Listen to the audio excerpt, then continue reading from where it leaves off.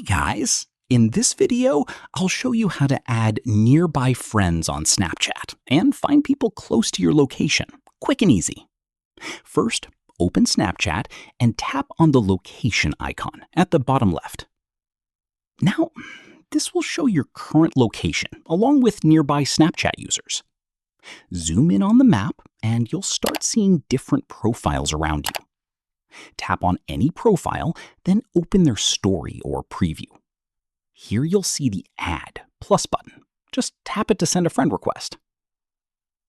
Now, let's move to another method. Go back and tap on the search icon at the bottom. In the search bar, type any nearby place or area. From the results, select the location and you'll find people connected to that area.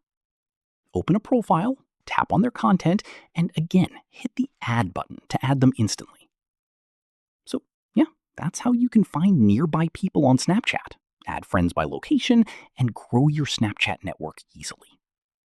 If this helped, make sure to like and subscribe for more Snapchat tips and tricks.